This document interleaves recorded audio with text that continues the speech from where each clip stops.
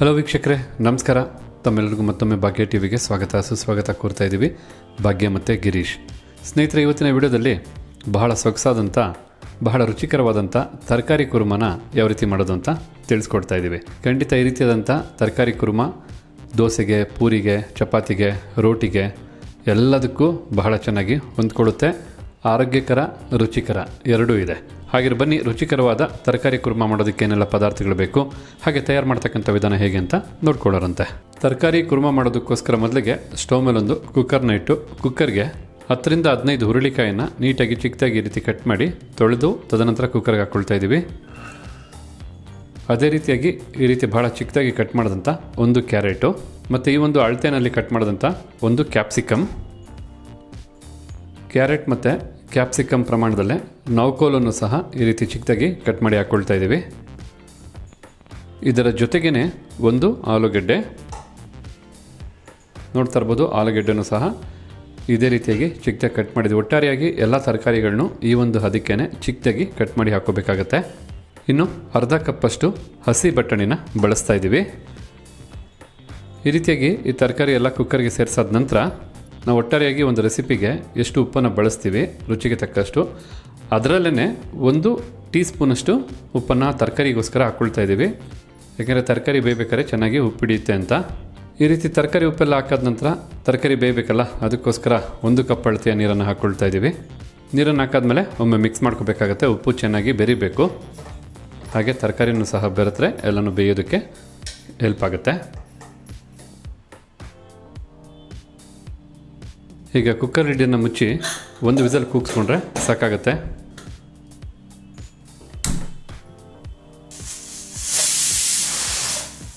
ಈಗಲೇ cooker 1 whistle ಬಂದಾಯಿತು. Cooker ಕಂಪ್ಲೀಟಾಗಿ ತಣ್ಣಗಾಗಬೇಕು. Cooker ತಣ್ಣಗಾಗ್ತಕ್ಕಂಥ ಈ ಸಮಯದಲ್ಲಿ ನಾವೀಗಿಲ್ಲೊಂದು ಮಿಕ್ಸಿ ಜಾರ್ನ ತೊಗೊಂಡಿದ್ದೀವಿ. ಮಿಕ್ಸಿ ಜಾರ್ಗೆ 1 ಕಪ್ ಅಳತೆಯ ತಾಜಾ ತುರಿದಂಥ ತೆಂಗಿನಕಾಯಿ ತುರಿನ ಹಾಕ್ಕೊಳ್ತಾ ಇದ್ದೀವಿ. ಹಾಗೆ 10 ರಿಂದ 15 ಗೋಡಂಬಿಗಳನ್ನ 10 ನಿಮಿಷಗಳ ಕಾಲ ನೀರಲ್ಲಿ ನೆನೆಸಿ ತದನಂತರ ಮಿಕ್ಸಿ ಜಾರ್ಗೆ ಹಾಕ್ಕೊಳ್ತಾ ಇರ್ತಕ್ಕಂಥದ್ದು. ಈಗ ಇವೆರಡು ಪದಾರ್ಥಗಳನ್ನು ಮಿಕ್ಸಿ ಜಾರ್ಗೆ ಸೇರಿಸಾದ ನಂತರ ರುಬ್ಬೋದಕ್ಕೆ ಹೆಲ್ಪ್ ಆಗೋ ಹಾಗೆ ಸ್ವಲ್ಪ ನೀರನ್ನು ಹಾಕ್ಕೊಂಡು ಈಗ ಬಹಳ ನುಣ್ಣಗೆ ಇದನ್ನು ರುಬ್ಕೊಬೇಕಾಗತ್ತೆ. ಈಗ ಇಲ್ಲಿ ತಾವು ನೋಡ್ತಾ ಇರ್ಬೋದು, ನೀಟಾಗಿ ತೆಂಗಿನಕಾಯಿ ಮತ್ತು ಗೋಡಂಬಿನ ಈ ಒಂದು ಹದಕ್ಕೆ ರುಬ್ಬಾಯಿತು. ಈ ರೀತಿಯಾಗಿ ತೆಂಗಿನಕಾಯಿನ ರುಬ್ಬಿದಂಥ ಈ ಸಂದರ್ಭದಲ್ಲಿ ಕುಕ್ಕರು ಸಹ ತಣ್ಣಗಾಗಿದೆ.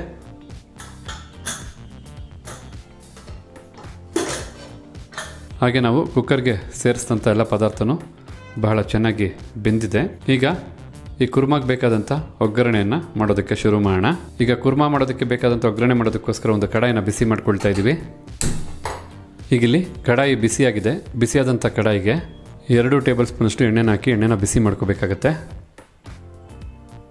ಬಿಸಿಯಾದಂಥ ಎಣ್ಣೆಗೆ ಸ್ವಲ್ಪ ಸೋಂಪು ಕಾಳು, ಹಾಗೆ ಸ್ವಲ್ಪ ಕಸೂರಿ ಮೇಥಿ, 5 ರಿಂದ 6 ಹಸಿಮೆಣಸಿನಕಾಯಿನ ಮಧ್ಯಕ್ಕೆ ಸಿಡಿ ಹಾಕ್ಕೊಳ್ತಾ ಇದ್ದೀವಿ.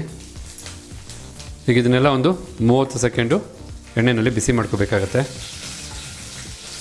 ಹಸಿಮೆಣಸಿನಕಾಯಿ ಈ ರೀತಿ ಮಧ್ಯಕ್ಕೆ ಸಿಡಿ ಹಾಕ್ಕೊಳ್ಳೋದ್ರಿಂದ ಖಾರ ಬಿಟ್ಕೊಳ್ಳುತ್ತೆ ಮತ್ತು ಕುರ್ಮ ಆಗಿರೋದ್ರಿಂದ ಖಾರವಾಗಿ ಚೆನ್ನಾಗಿರುತ್ತೆ. ಈಗ ಇಲ್ಲಿ ಇದನ್ನೆಲ್ಲ 30 ಸೆಕೆಂಡು ಫ್ರೈ ಮಾಡಾಯಿತು. ನಂತರ ನಾವಿಲ್ಲಿ ಒಂದು ದಪ್ಪನಾದಂಥ ಈರುಳ್ಳಿನ ಈ ಒಂದು ಅದಕ್ಕೆ ಚಿಕ್ಕದಾಗಿ ಕಟ್ ಮಾಡಿ ಹಾಕ್ಕೊಳ್ತಾ ಇದ್ದೀವಿ. ಈಗ ಈರುಳ್ಳಿನ 2 ರಿಂದ 3 ನಿಮಿಷ ಮೀಡಿಯಂ ಫ್ಲೇಮಲ್ಲೇ ಚೆನ್ನಾಗಿ ಫ್ರೈ ಮಾಡ್ಕೋಬೇಕು.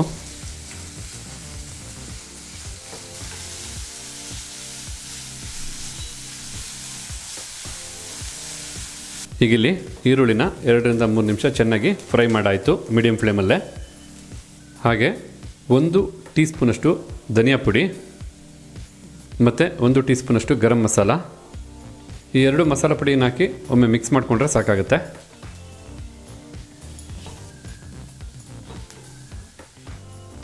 ಈ ರೀತಿಯಾಗಿ ಮಸಾಲ ಪುಡಿನೂ ಸಹ ಬೆರೆಸಾದ ನಂತರ ಕುಕ್ಕರಲ್ಲಿ ಮೊದಲೇ 1 ವಿಸಲ್ ಕೂಗಿಸಿ ಬೇಯಿಸಿಟ್ಟಿದ್ವಲ್ಲ ಎಲ್ಲ ತರಕಾರಿನೂ ನೀರಿನ ಜೊತೆಗೆ ಹಾಕ್ಕೊಳ್ತಾ ಇದ್ದೀವಿ.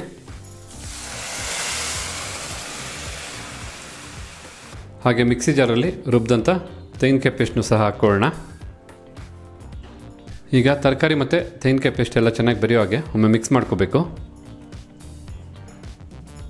ತುಂಬ ಚೆನ್ನಾಗಿರ್ತಕ್ಕಂಥ ಬಹಳ ರುಚಿಯಾಗಿರ್ತಕ್ಕಂಥ ತರಕಾರಿಗಳ ಕುರ್ಮ ಇದು. ಬಿಸಿನಲ್ಲೇ ತಿಂದ್ರೇ ಇದರ ಸವಿರುಚಿ ಹೆಚ್ಚು. ಆದಷ್ಟು ಈ ರೀತಿಯಾದಂಥ ರೆಸಿಪಿ ಮಾಡಿದಾಗ ಬಿಸಿನಲ್ಲೇ ತಿನ್ನೋದಕ್ಕೆ ಪ್ರಯತ್ನ ಪಡಿ. ಈಗ ಇಲ್ಲಿ ತಾವು ನೋಡ್ತಾ ಇರ್ಬೋದು ತೆಂಗಿನಕಾಯಿ ಪೇಸ್ಟ್ ಮತ್ತು ತರಕಾರಿ ಎಲ್ಲ ಚೆನ್ನಾಗಿ ಬೆರ್ತಾಯಿತು. ಈಗ ಇದನ್ನು ಮತ್ತೆ ಒಂದು 5 ನಿಮಿಷ ಕುದಿಸ್ಕೋಬೇಕಾಗತ್ತೆ. ಆದ ಕಾರಣ ನಾವು ಮತ್ತೆ ಸ್ವಲ್ಪ ನೀರನ್ನು ಹಾಕಬೇಕಾಗತ್ತೆ. ನೀರನ್ನು ಹಾಕಬೇಕಾದ ಕಾರಣ ಮಿಕ್ಸಿ ಜಾರ್ಗೆ ಅರ್ಧ ಕಪ್ ಅಳತೆಯ ನೀರನ್ನು ಹಾಕಿ ತದನಂತರ ಆ ಮಿಕ್ಸಿ ಜಾರಲ್ಲಿರ್ತಕ್ಕಂಥ ನೀರನ್ನು ಬಾಣಲಿಗೆ ಅಥವಾ ಕಡಾಯಿಗೆ ಹಾಕ್ಕೊಳ್ತಾ ಇದ್ದೀವಿ. ಈ ಒಂದು ರೆಸಿಪಿ ಮಾಡೋದಕ್ಕೆ ಬೇಕಾದಂಥ ರುಚಿಗೆ ತಕ್ಕಷ್ಟು ಉಪ್ಪಲ್ಲಿ ಆಗಲೇ 1 ಟೀ ಸ್ಪೂನಷ್ಟು ಉಪ್ಪನ್ನು ಮೊದಲೇ ಬೆಳೆಸಿದ್ದೀವಿ. ಇನ್ನು ಉಳಿದಂಥ ರುಚಿಗೆ ತಕ್ಕಷ್ಟು ಉಪ್ಪನ್ನು ಈಗ ಹಾಕ್ಕೊಳ್ತಾ ಇದ್ದೀವಿ. ಉಪ್ಪನ್ನು ಸೇರಿಸಿದ ನಂತರ 1 ಟೀ ಸ್ಪೂನಷ್ಟು ಕಾಳು ಮೆಣಸಿನ ಪುಡಿನ ಹಾಕ್ಕೊಳ್ತಾ ಇದ್ದೀವಿ. ಈಗ ಉಪ್ಪು ಮತ್ತು ಕಾಳು ಮೆಣಸೆಲ್ಲ ಚೆನ್ನಾಗಿ ಬೆರೆಯೋ ಹಾಗೆ ಮಿಕ್ಸ್ ಮಾಡ್ಕೋಬೇಕು. ಮಿಕ್ಸ್ ಮಾಡಿಕೊಂಡು ಒಂದು 5 ನಿಮಿಷ ಚೆನ್ನಾಗಿ ಕುದಿಸ್ಕೋಬೇಕಾಗತ್ತೆ. ಈಗಾಗಲೇ ಒಗ್ಗರಣೆ ಕೊಟ್ಟಿದ್ದೀವಿ, ತರಕಾರಿನೂ ಸಹ ಚೆನ್ನಾಗಿ ಬೇಯಿಸಿದ್ದೀವಿ. ಇನ್ನೂ ಒಂದು 5 ನಿಮಿಷ ಕುದ್ರೆ ಬಿಸಿ ಬಿಸಿಯಾಗಿ ಚೆನ್ನಾಗಿ ಎಲ್ಲ ಉಪ್ಪು ಖಾರ ತೆಂಗಿನಕಾಯಿ ಹಾಲು ಎಲ್ಲ ತರಕಾರಿಗಳಿಗೂ ಚೆನ್ನಾಗಿ ಅಬ್ಸರ್ವ್ ಮಾಡ್ಕೊಳ್ಳುತ್ತೆ. ರುಚಿಯಾಗ ಮತ್ತಷ್ಟು ಹೆಚ್ಚುತ್ತೆ. ಆದ ಕಾರಣ ಒಂದು 5 ನಿಮಿಷ ಕುದಿಸ್ಕೊಳ್ಳೇಬೇಕಾಗತ್ತೆ. ಈ ರೀತಿಯಾಗಿ 5 ನಿಮಿಷ ಕುದಿಸ್ಬೇಕಾದ್ರೆ ಒಂದು ಲಿಡ್ಡನ್ನು ಕ್ಲೋಸ್ ಮಾಡಿ ಕುದಿಸ್ಕೊಳ್ಳೋದು ಉತ್ತಮ. ಹೀಗಿಲ್ಲಿ ಒಂದು 2 ನಿಮಿಷ ನೀಟಾಗಿ ಕುದ್ದಿದೆ. ಈ ಸಂದರ್ಭದಲ್ಲಿ ಒಮ್ಮೆ ತಿರುಗಿಸ್ಬೇಕಾಗತ್ತೆ. ಒಟ್ಟಾರೆಯಾಗಿ ಕುದಿತಕ್ಕಂಥ 5 ನಿಮಿಷದಲ್ಲಿ ಒಂದು 2ರಿಂದ 3 ನಿಮಿಷ ಚೆನ್ನಾಗಿ ಕುದ್ದಾದ ನಂತರ ಒಮ್ಮೆ ಮಿಕ್ಸ್ ಮಾಡಿಕೊಂಡು ಮತ್ತೆ ಉಳಿದಂಥ 2ರಿಂದ 3 ನಿಮಿಷ ಕುದಿಸ್ಕೊಂಡ್ರೆ ಸಾಕಾಗುತ್ತೆ. ಈ ರೀತಿ ಮಿಕ್ಸ್ ಮಾಡಿದ ನಂತರ ನಾವು ಓಪನ್ ಆಗಿ ಇಲ್ಲಿ ಕುದಿಸ್ಕೊತಾ ಇದ್ದೀವಿ. ಯಾಕಂದರೆ ಹದ ನೋಡ್ಕೋಬೋದು, ಸ್ವಲ್ಪ ಗಟ್ಟಿನೂ ಆಗುತ್ತೆ ಕುರ್ಮ. ನೀವು ಬೇಕಿದ್ರೆ ನೀರು ಸೇರಿಸ್ಕೋಬೇಕಾದ್ರೂ ಹೆಲ್ಪ್ ಆಗುತ್ತೆ. ಆದ ಕಾರಣ ಓಪನ್ ಆಗಿ ಈಗ ಕುದಿಸ್ಕೋಬೇಕಾಗತ್ತೆ. ಒಟ್ಟಾರೆಯಾಗಿ ಇಲ್ಲಿ 5 ನಿಮಿಷಗಳ ಕಾಲ ಚೆನ್ನಾಗಿ ಕುದಿಸ್ಕೊಂಡಿದ್ದೀವಿ. ನೋಡ್ತಾ ಇರ್ಬೋದು, ಕುದ್ದಾದ ನಂತರ ಈ ಒಂದು ಹದಕ್ಕೆ ಸಿದ್ಧವಾಗಿದೆ ತರಕಾರಿಗಳ ಕುರ್ಮ. ನಾವು ಈ ಒಂದು ಹದಕ್ಕೆ ಕುರ್ಮನ ಸಿದ್ಧ ಮಾಡ್ಕೊಂಡಿದ್ದೀವಿ. ತಮಗೆ ಬೇಕಿದ್ರೆ ಇನ್ನೂ ಎಕ್ಸ್ಟ್ರಾ ನೀರು ಸೇರಿಸ್ಕೋಬೋದು ಅಥವಾ ಇದನ್ನೇ ಬೇಕಿದ್ರೆ ಗಟ್ಟಿ ಬೇಕಾದ್ರೂ ಮಾಡ್ಕೋಬೋದು. ತಮ್ಗೆ ಯಾವೊಂದು ಹದಕ್ಕೆ ಕುರ್ಮ ಇಷ್ಟ ಆಗುತ್ತೋ ಅದರ ಪ್ರಕಾರ ನೀವು ತಯಾರು ಮಾಡ್ಕೋಬೋದು. ಈಗ ಫ್ಲೇಮನ್ನು ಆಫ್ ಮಾಡ್ಕೊಳ್ಳೋಣ. ಮತ್ತೆ ಆಗ್ತಡ ದೋಸೆ ಜೊತೆಗೆ ಪೂರಿ ಜೊತೆಗೆ ಅಷ್ಟೇ ಯಾಕೆ ಗೀ ರೈಸ್ಗೂ ಬಹಳ ಒಳ್ಳೆ ಕಾಂಬಿನೇಷನ್ ಆಗಿರ್ತಕ್ಕಂಥ ಕುರ್ಮ ಇದು. ಹಾಗಿದ್ರೆ ನೋಡ್ಕೊಂಡ್ರಲ್ಲ ಯಾವ ರೀತಿಯಾಗಿ ಬಹಳ ಸಿಂಪಲ್ಲಾಗಿ ಅಷ್ಟೇ ಈಸಿಯಾಗಿ ತರಕಾರಿಗಳ ಕುರ್ಮನ ಮಾಡೋದು ಅಂತ. ಖಂಡಿತ ಈ ರೀತಿಯಾದಂಥ ತರಕಾರಿ ಕುರ್ಮ ಮೊದಲೇ ಹೇಳಿದಾಗೆ ಚಪಾತಿ, ರೋಟಿ, ಪೂರಿ, ದೋಸೆ ಎಲ್ಲದಕ್ಕಿಂತ ಹೆಚ್ಚಾಗಿ ಗೀ ರೈಸ್ಗೂ ಭಾಳ ಚೆನ್ನಾಗಿ ಹೊಂದ್ಕೊಳ್ಳುತ್ತೆ. ಹಾಗೆ ಇವತ್ತು ನಾ ಮಾಡಿ ತಿಳಿಸಂಥ ಈ ತರಕಾರಿ ಕುರ್ಮ ತಮಗೆಲ್ಲರಿಗೂ ಇಷ್ಟ ಆಗಿದೆ ಅಂತ ತಿಳ್ಕೊಂಡಿದ್ದೀನಿ. ಇಷ್ಟ ಆಗಿದ್ರೆ ಈ ವಿಡಿಯೋಗೊಂದು ಲೈಕ್ ಮಾಡಿ. ಜೊತೆಗೆ ಈ ವಿಡಿಯೋ ಬಗ್ಗೆ ತಮ್ಮ ಅನಿಸಿಕೆ ಅಭಿಪ್ರಾಯ ಏನಿದೆ ಅನ್ನೋದನ್ನು ತಿಳಿಸೋದನ್ನು ಮರಿಬೇಡಿ. ಇದೆಲ್ಲದಕ್ಕಿಂತ ಹೆಚ್ಚಾಗಿ ಮತ್ತೊಬ್ಬರಿಗೂ ಹೆಲ್ಪ್ ಆಗೋ ಹಾಗೆ ಈ ವಿಡಿಯೋನ ಶೇರ್ ಮಾಡಿ ಅಂತ ಹೇಳ್ತಾ ತಮಗೆಲ್ಲರಿಗೂ ಧನ್ಯವಾದನ ತಿಳಿಸ್ತಾ ಇದ್ದೀವಿ. ಭಾಗ್ಯ ಮತ್ತು ಗಿರೀಶ್. ಮತ್ತೊಂದು ಹೊಸ ವಿಡಿಯೋದಲ್ಲಿ ಹೊಸ ರೆಸಿಪಿ ಜೊತೆ ತಮ್ಮನ್ನ ಭೇಟಿ ಮಾಡ್ತೀವಿ. ಅಲ್ಲಿವರೆಗೂ ನಮಸ್ಕಾರ ವೀಕ್ಷಕರೇ.